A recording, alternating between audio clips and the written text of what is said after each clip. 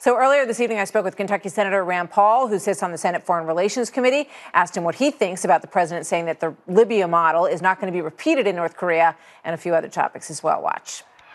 It would be disconcerting to the North Koreans to see the Libyan example, and I think it's part of getting a deal. I hope there is a deal in North Korea, but I think we will have to reassure them that, yes, this will be different than Libya, and that this will be a deal in which, if you give up your nuclear aspirations, as well as your nuclear capabilities, that there is peace and, in all likelihood, as the president said, prosperity.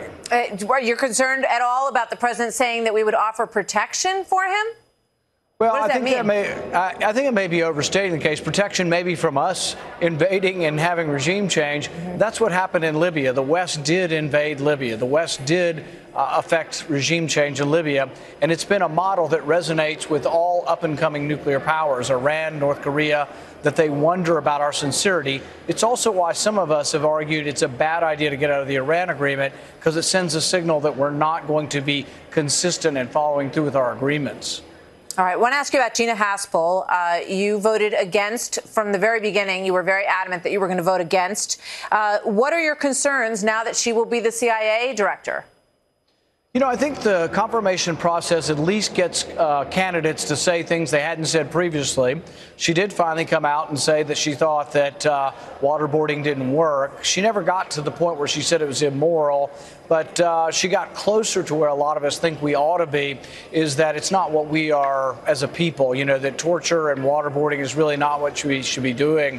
But I'm still concerned about the reports that Trump was surveilled. I asked her several questions today, and she did deny that the CIA had anything to do with the British intelligence. And in the end, she actually said to me, and this is supposed to come in writing, that she says that there was no communication between the British intelligence and John Brennan giving them information about the Trump campaign. If that's true, it contradicts a lot of news reports that's out there. I hope it's true, and I hope she'll actually put it in writing. But today she denied to me that there was ever a meeting between British intelligence and John Brennan where information about surveillance of the Trump campaign was transferred. Yeah, that was a very, very interesting exchange and an interesting question on your part. Are you disturbed by this New York Times piece that came out last night that says that the reason that there was a counterterrorism investigation even opened up was because they really didn't have any criminal charge, so they opened a counterterrorism operation sort of in the hopes of finding something? I've been troubled from the very beginning that I think people were dishonest in the intelligence community to go after President Trump based on a dossier paid for by the Clinton campaign, and they didn't tell the judge it was paid for by the Clinton campaign. That sounds like lying from the get-go. It sounds like an agency run amok with maybe feelings of hatred towards the president. And so, yes, I've been very worried about bias at the CIA, and I want to make sure that it never happens again. All right. You had the gumption to come up with a bill that would actually balance the budget and cut the budget by $13 trillion over 10 years. And we have a Republican Senate majority, but only 21 senators actually voted for anything that looks like a balanced budget deal. Herein lies the problem. All of these Republicans go home to their Rotary Club and they say, I'm for the balanced budget amendment. And the balanced budget amendment balances in 5 years. So I gave them a chance to see whether their promises to the people are correct. Remember, they also promised to repeal Obamacare, and then 6 or 7 of them changed their mind and refused to vote to repeal Obamacare. Now today, 30 of them, or close to 30 of them, wouldn't vote for a budget that balances in 5 years. And I want to correct one thing. It's not a cut of $13 trillion. It was a cut of only $32 billion per year. That's the 1%. When you say $13 billion, you're saying against proposed increases. So cut $13 trillion of proposed increases, but from a baseline that starts with what we spent last year, it's only 1% a year, $32 billion. Is there anyone in particular that surprised you in that vote? I know Bob Corker did not vote for it.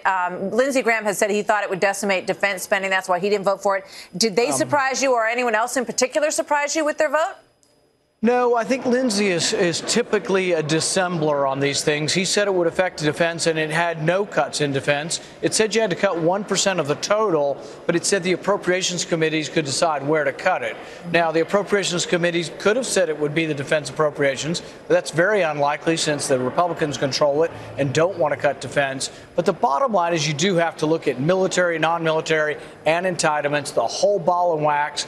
And if you cut 1 penny out of the dollar, it would balance. But I think this shows the hypocrisy of many Republicans who say they're for balanced budgets but are unwilling really to take the tough vote. All right. So no one in particular that surprised you with their vote?